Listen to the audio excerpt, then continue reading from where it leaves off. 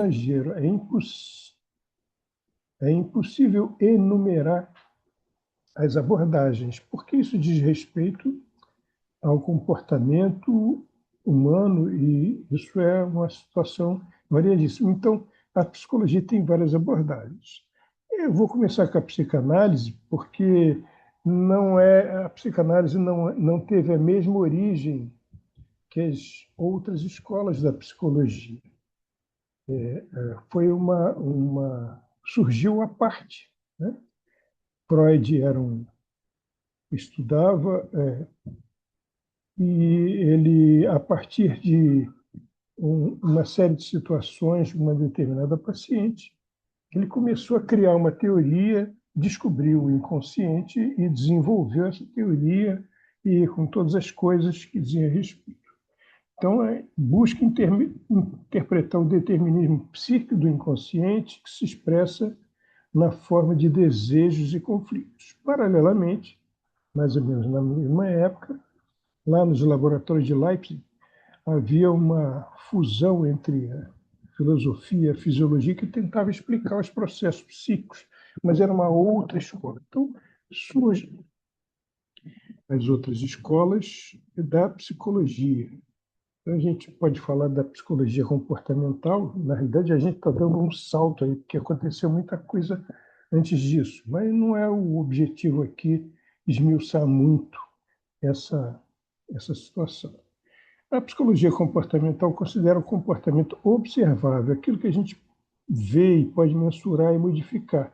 Então, na verdade, desde o início sempre existiu uma preocupação muito séria sobre uma abordagem científica, né, da psicologia como forma de ajudar o ser humano nos seus conflitos, em todas essas situações.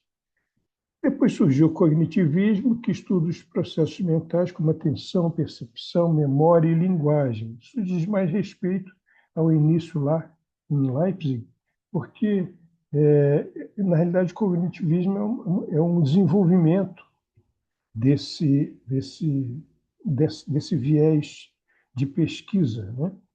Então, a partir disso, buscava se examinar como é que eram os conflitos, a origem dos conflitos, os déficits psicoemocionais que as pessoas tinham.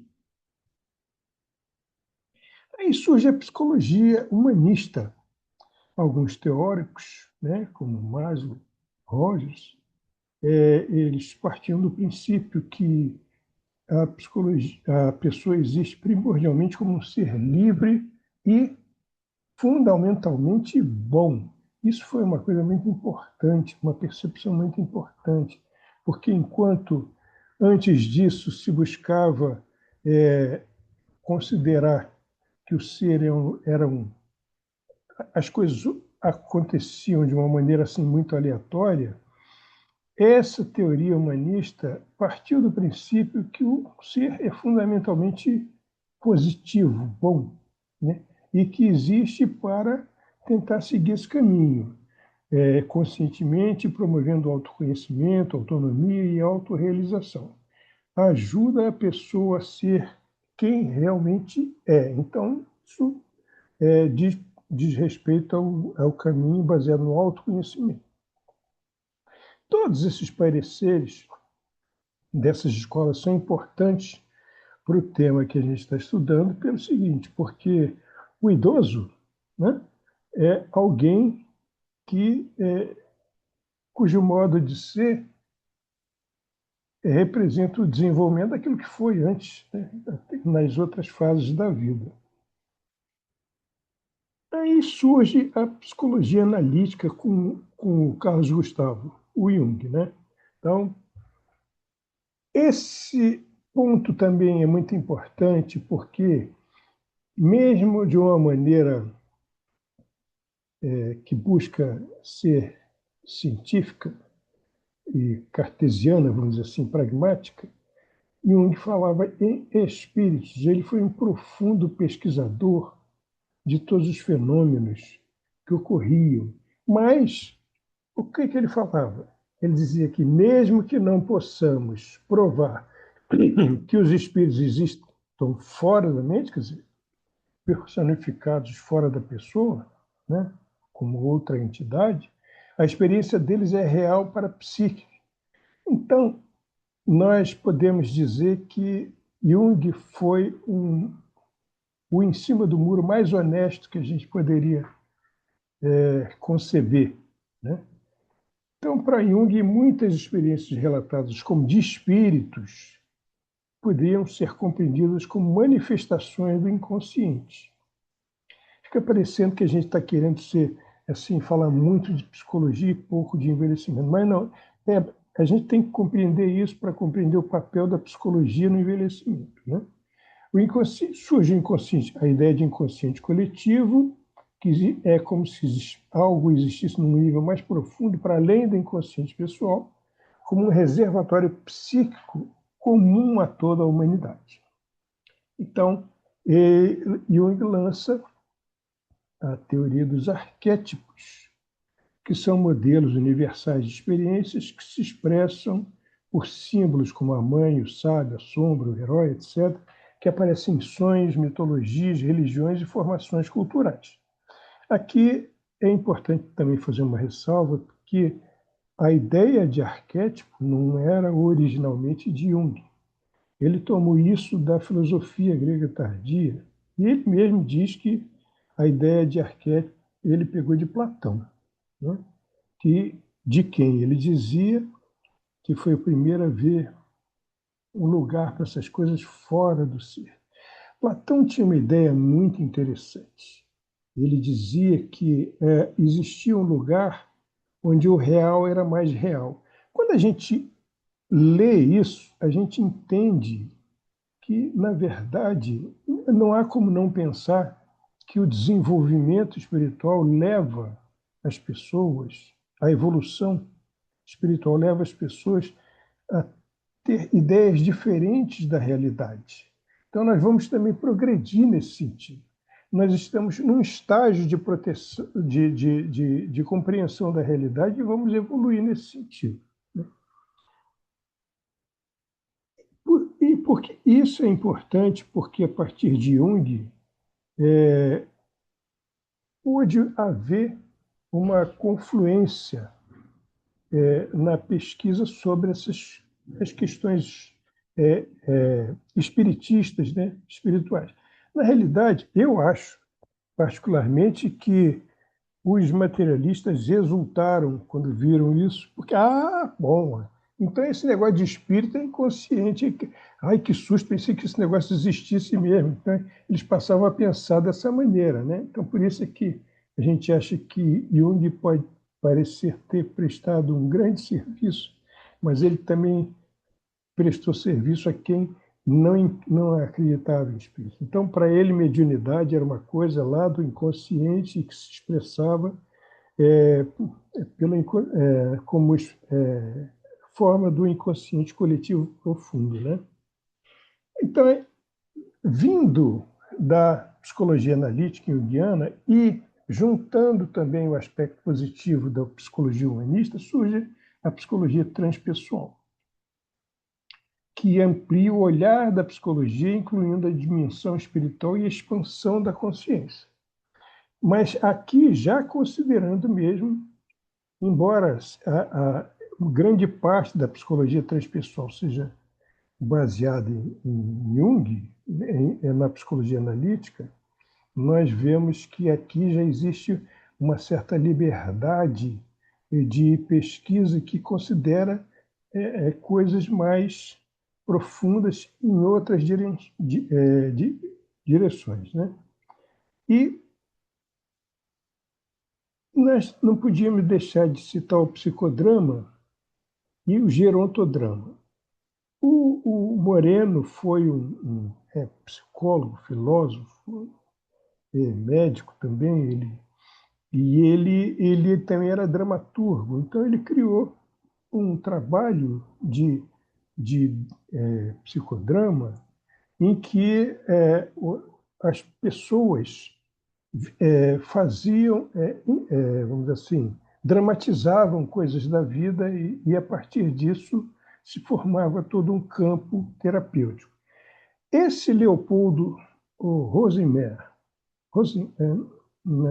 Rosenmeier, que ele era austríaco, ele não era psicólogo, ele era um sociólogo, né? E ele criou o gerontodrama, que era um psicodrama específico para terceira idade, em que ele fazia a dramatização do envelhecimento ativo, ressignificação de lutos, fortalecimento da autonomia e todas as coisas, os benefícios que pudessem advir desse contexto, né? Surge também, já em 1990, com Martin Seligman, a psicologia positiva, que veio, é, trouxe uma proposta diferente, porque o foco é na felicidade, e não, eu botei um anão aqui, que não sei de onde é que surgiu esse anão, nas doenças e desequilíbrios, enquanto antes disso o que se buscava era tratar conflitos, esse negócio todo, aqui o foco é a felicidade, modificar o campo emocional, a maneira de pensar, para que as pessoas pudessem realmente ser mais felizes com tudo aquilo que elas poderiam fazer. Aqui a gente medicina e envelhecimento. Nós não podemos deixar de falar também que surge como desenvolvimento da própria medicina, voltado diretamente para a terceira idade, a gerontologia, que é um campo científico que estuda o envelhecimento humano de forma ampla e integrada, envolvendo aspectos biológicos, psicológicos, sociais e espirituais. Tento explicar de que forma nós envelhecemos, qual o motivo, quer dizer, e qual o ritmo com que envelhecemos, né, e como viver melhor diante daquilo que é inexorável, que todo mundo envelhece. Não tem como, né? E daqui surge a gerontopsicologia. Então, a gerontopsicologia é um campo dentro da gerontologia que é uma especialidade que tem o objetivo de promover a qualidade de vida, de prevenir ou tratar o sofrimento psicológico específico para a terceira idade, né? Estimular a autonomia e independência, a adaptação às mudanças pela idade, valorizar o idoso como sujeito ativo, a psicoterapia individual ou em grupo e o apoio a cuidadores familiares. Isso é muito importante pelo seguinte, porque, na verdade, existe todo um grupo de pessoas que cuida do idoso, mas quem é que cuida desses cuidadores, né? Então, é preciso ter atenção para essas pessoas, né? Nos tempos de faculdade, a gente fez um trabalho só sobre cuidador de paciente com Alzheimer.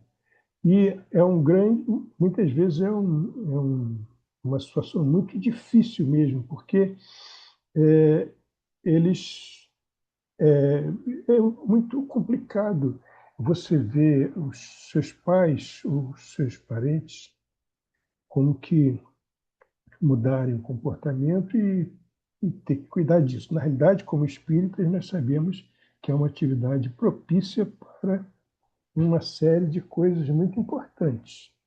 Mas, de qualquer maneira, há sofrimento, a gente não pode negar.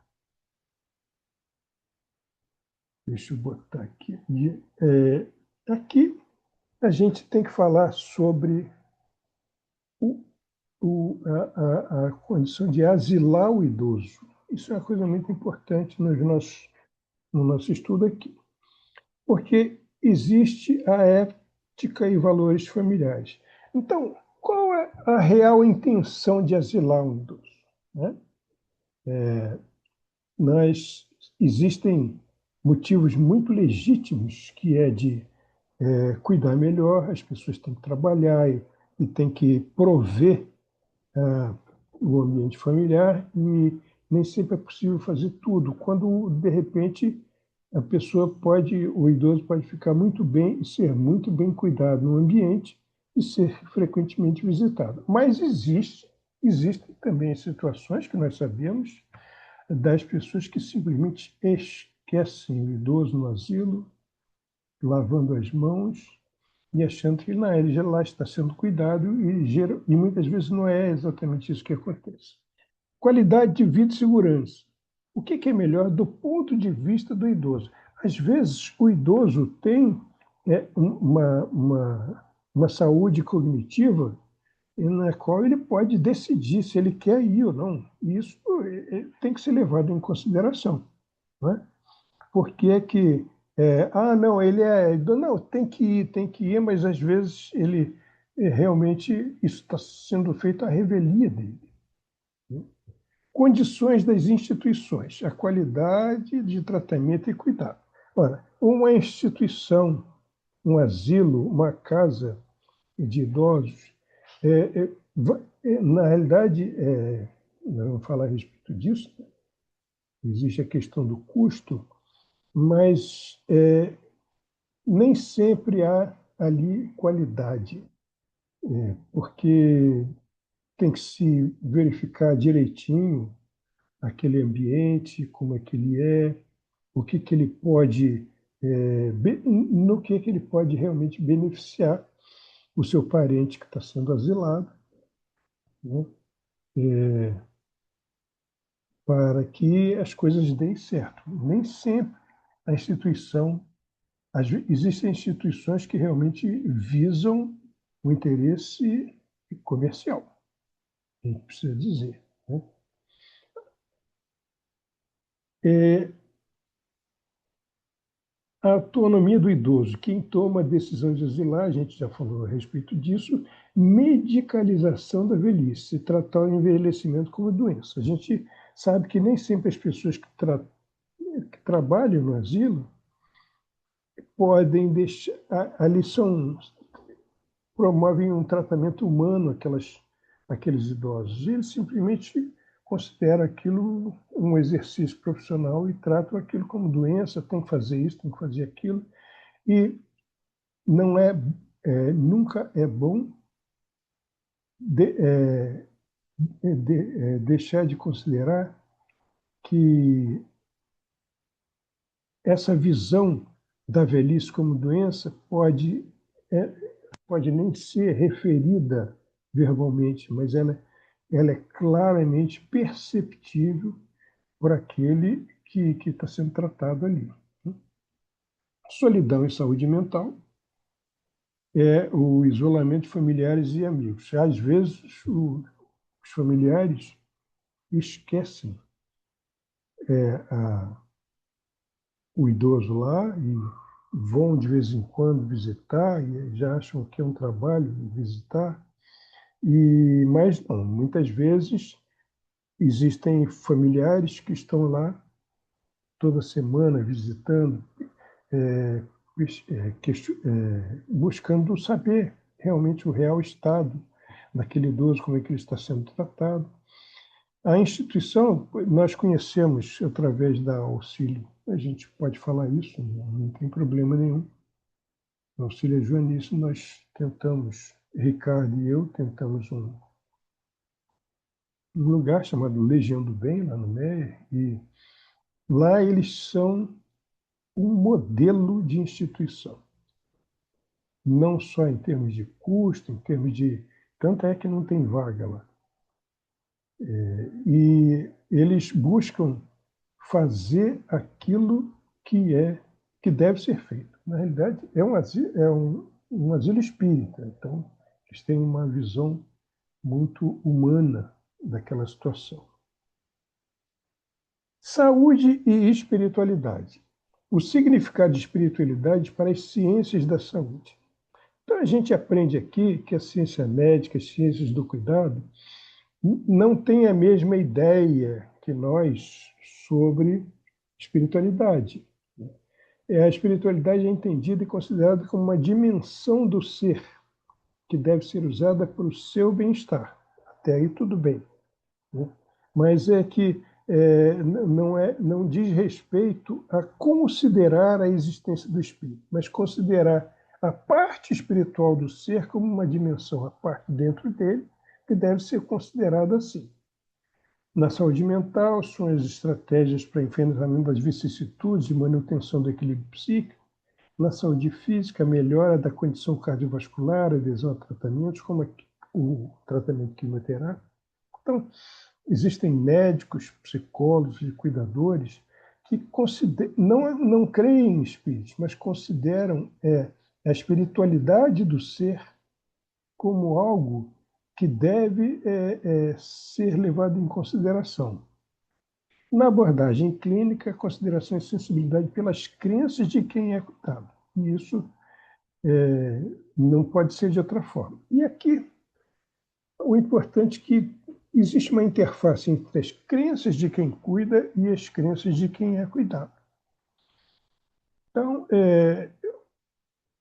essas partes, tanto quem cuida quanto quem é cuidado, no que diz respeito à espiritualidade, não pode conflitar nesse sentido. Não, isso aí é uma parte do. Não, as crenças de qualquer um têm que ser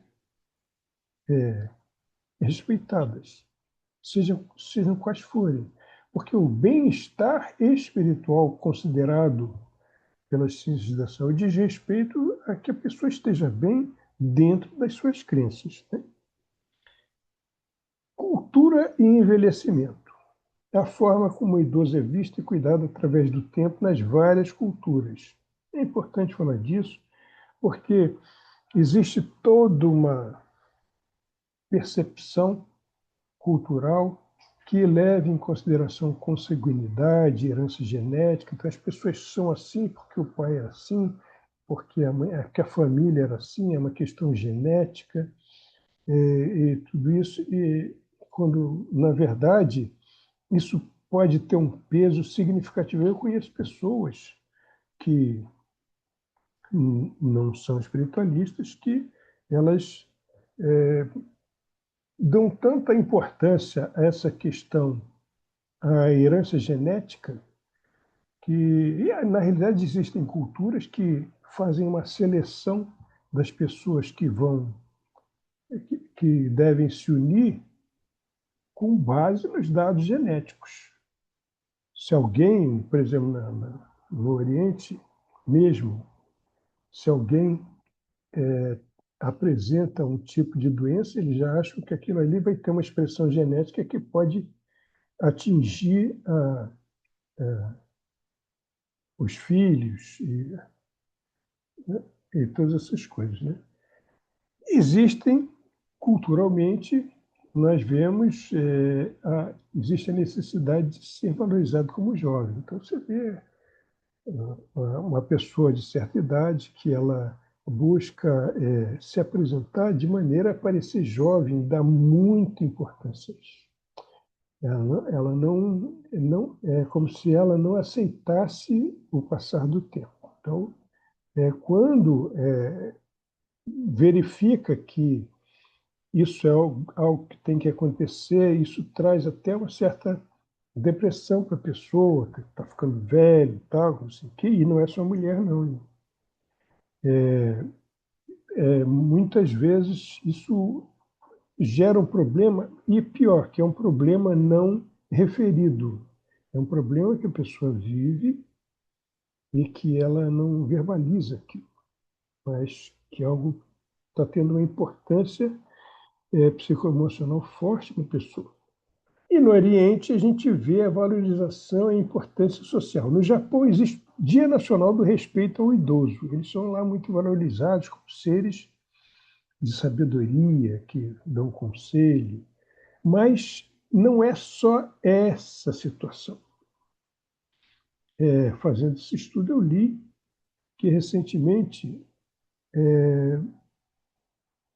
uma estatística estranhíssima que diz que determinadas famílias no Oriente, elas se livram do idoso como alguém que não é produtivo e que está dando trabalho. Se livram mesmo. Eles têm uma mentalidade diferente.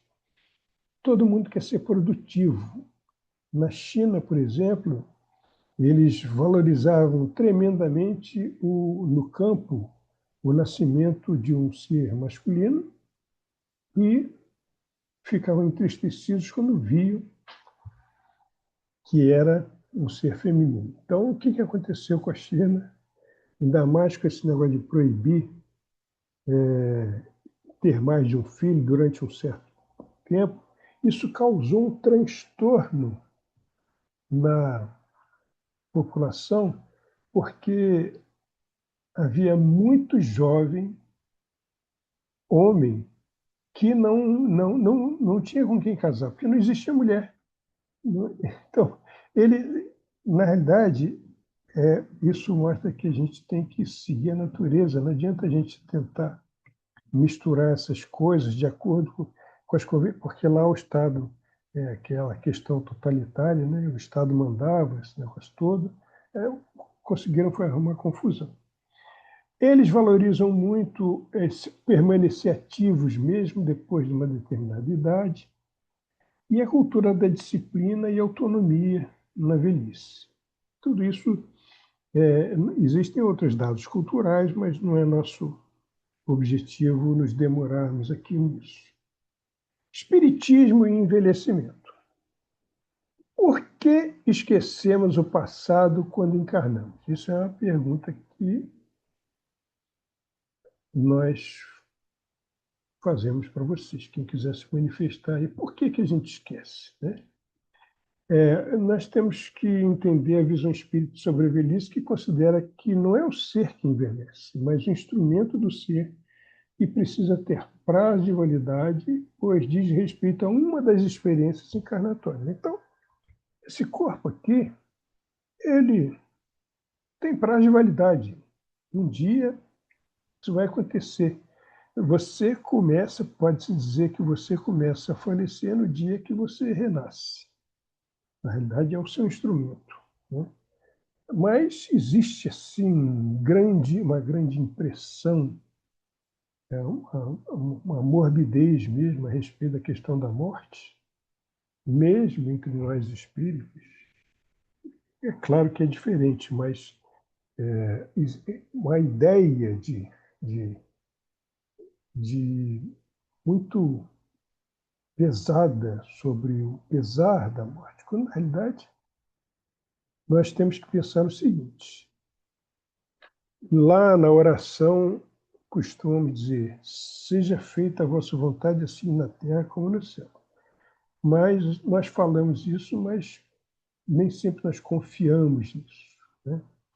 Então, a força, a maior força que nós podemos conceber, o maior poder é Deus. A maior fonte de amor e verdade que podemos conceber é Deus.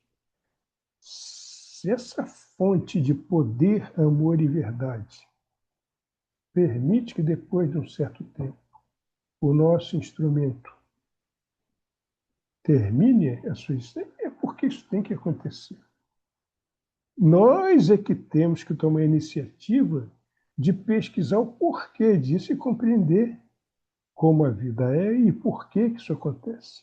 Nós já somos imortalistas, nós já somos pessoas que compreendem que o que morre é o corpo e todas essas coisas. Mas até que ponto nós realmente introjetamos e vivemos essa ideia? Isso é muito importante para o nosso estudo pelo seguinte, porque nós podemos falar que nós compreendemos, que nós aceitamos, mas nós vivemos essa crença realmente dentro de nós e até que ponto isso acontece, né?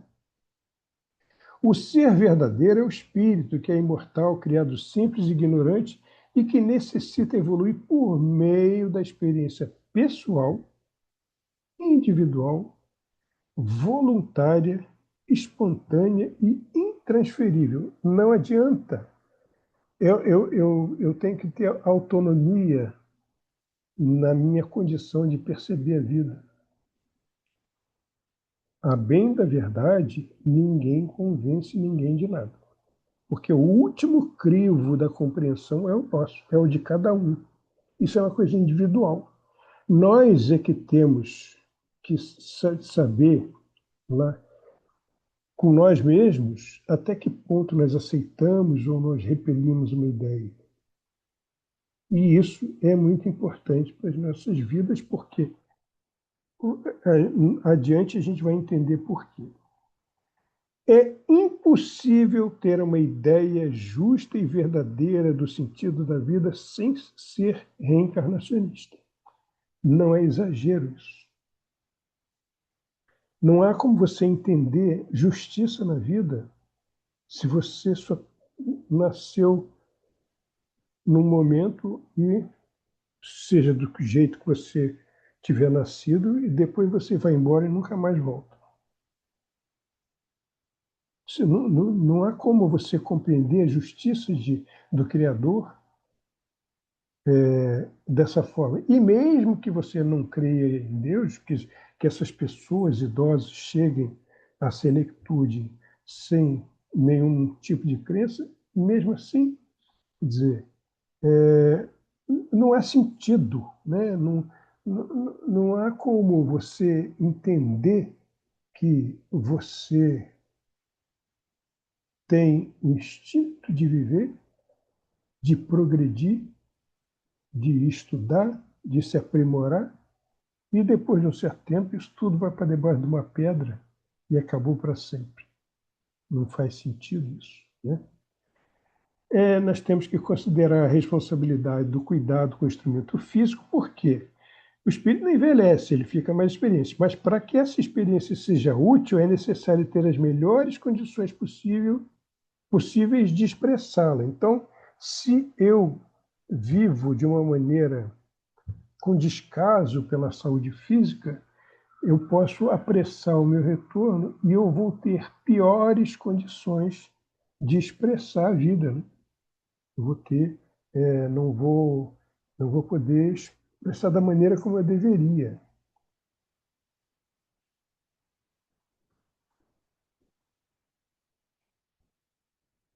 A importância de compreender os objetivos da encarnação, o sentido existencial. Nós sabemos realmente que grande parte das pessoas que têm grandes problemas, elas têm problemas justamente porque elas não vivem uma compreensão existencial que permita que elas vivam melhor, né? Vivam bem, vivam descansadas. Então, você percebe que existem muitas pessoas que acham que a vida não deu certo para elas, elas começam a não compreender o que estão fazendo ali. Isso traz uma angústia muito grande e, de repente, elas começam a deprimir, de repente, elas não veem sentido em continuar vivendo, e isso porque elas não compreendem. Elas se perderam, como diz Joana, elas perderam o endereço de si mesmas, que é uma coisa muito interessante, né? O desapego material, não adianta você se prender àquilo que você não vai poder levar daqui. Se você não exercita esse desapego, você vai ter problemas quando você tiver que ir, que todo mundo vai, por outro lado, né? E a noção do aproveitamento do tempo. Enquanto eu estiver aqui, eu preciso aproveitar o tempo. Eu devo já ter contado isso, e muitos devem conhecer a história da senhora cujos netos chegaram para ela e perguntaram: vovó,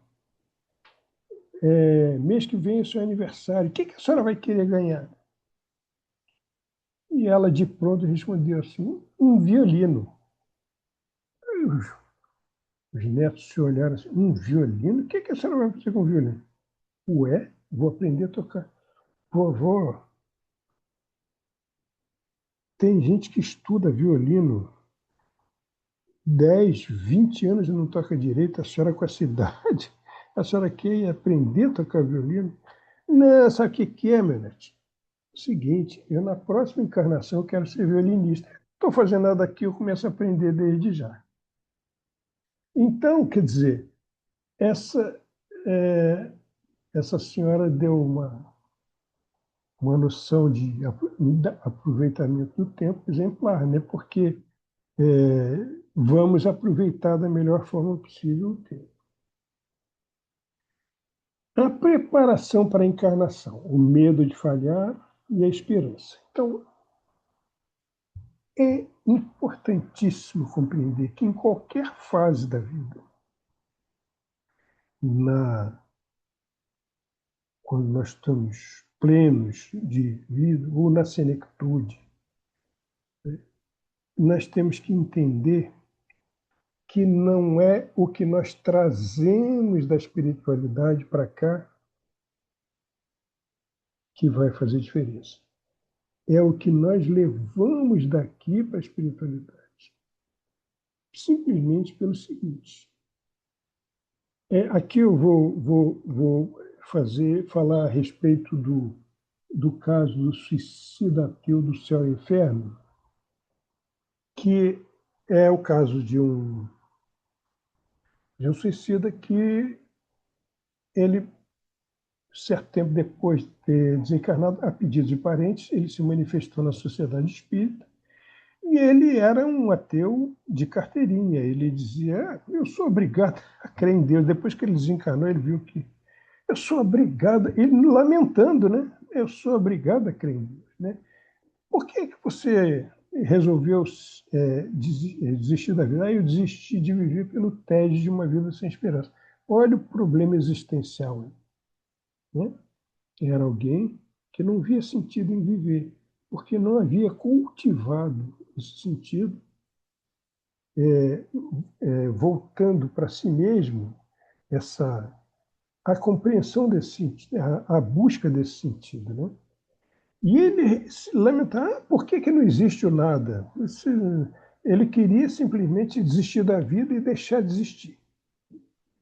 Aí Kardec pergunta lá nos seus comentários: pode haver materialistas, já que, tendo passado pela vida espiritual, deveriam ter da mesma a intuição? E a gente fica perguntando: como é que pode? Antes, essas pessoas que nós encontramos nas reuniões mediúnicas, muitas vezes, elas ficam dizendo: eu não sei o que, nem aceitam que morreram, nem nada, eu não sei o que eu estou fazendo, o que eu estou sentindo, eu estava no hospital, agora não sei o que é, eu acho que eu enlouqueci e tudo isso. Mas essas pessoas, antes de reencarnar, elas sabiam que eram espíritos, sabiam inclusive que estavam reencarnando. Então, o que acontece nesse processo? Aí a gente tem que entender que o seguinte: a real convicção a respeito da realidade espiritual é adquirida aqui, quando encarnados. Então, não é o que você traz de lá para cá quando você encarna, é o que você leva daqui, o que você cultiva aqui, que vai fazer diferença na sua vida. Então, nós que cremos na imortalidade do ser, nós que sabemos que é um instrumento físico, que é finito, né? Nós já cultivamos essa certeza e estamos desenvolvendo isso e já iniciamos isso em outras eras. Quando nós levamos essa convicção para lá, nós imprimimos, porque a gente fica falando muito de perispírito, que os hábitos se imprimem, mas isso existe também em termos intelectuais, psicoemocionais, todas essas coisas são gravadas em nós. Então, são as atitudes que nós vivemos aqui, essa convicção que nós adquirimos aqui, que vai determinar o que nós seremos no futuro, o que nós trazemos de lá para cá, né? E a vantagem é a validade da crença no Espiritismo, é para melhor aproveitamento da encarnação e para os momentos da desencarnação, porque faz muita diferença aquele idoso que ele desencarna e ele chega lá do outro lado e não sabe o que aconteceu, fica desorientado.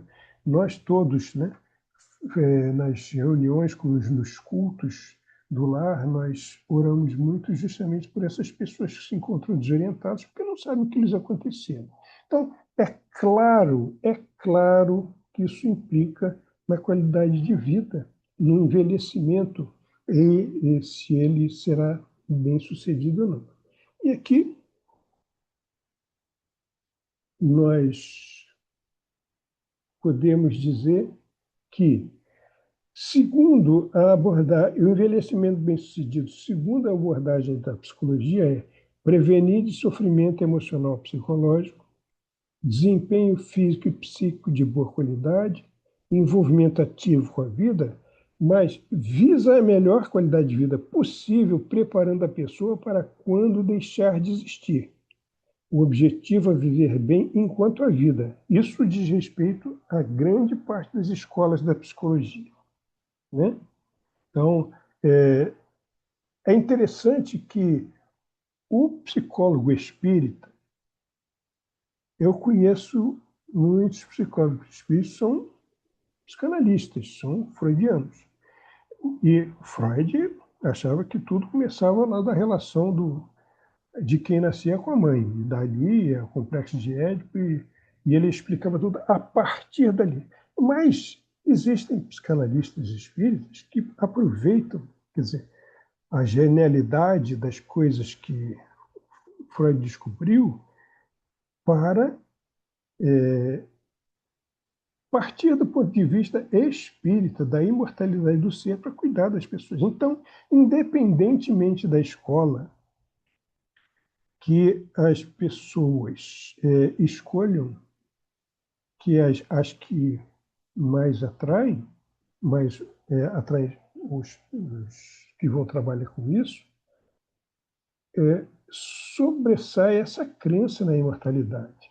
E o olhar não pode deixar de ser diferente para com aquele que está ali, sempre respeitando as crenças e a inexistência de crenças de quem é cuidado, evidentemente, né?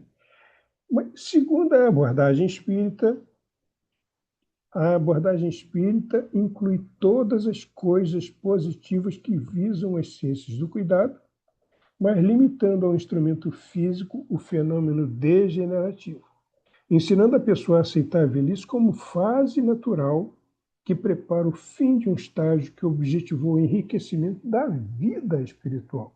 Então, nós estamos aqui com estágios, compreendemos por que nós chegamos aqui em esquecimento, que nós é claramente um estágio probatório, né? Nós vivemos uma situação probatória. A nossa consciência tem que enfrentar esse campo de provas, além das expiações, evidentemente, porque essa consciência tem que ser informada sobre a maneira como nós reagimos a essas situações probatórias. E nós temos que levar daqui esse registro. Então, aqui, o envelhecimento bem-sucedido é baseado na certeza de que somos seres imortais, fazendo isso toda a diferença para a qualidade de vida. Então, as pessoas que envelhecem sabendo dessa imortalidade, envelhecem de uma maneira diferente. As que vivem o medo da morte ao longo de todas as suas existências, envelhecem de outra maneira. As que acham que vão passar para o nada, deixar de existir, evidentemente que isso tem essa situação não pode deixar de ter importância, inclusive no surgimento de muitas patologias psicoemocionais, porque a pessoa fica desesperançada. Agora, quem tem fé no futuro, quem sabe que nós vamos continuar existindo, vive e desencarna de uma maneira diferente. Já chega lá do outro lado sabendo que isso aconteceu. Então, basicamente, era isso que eu queria conversar com vocês e agradecer a atenção de vocês e vamos passar a palavra para a Márcia.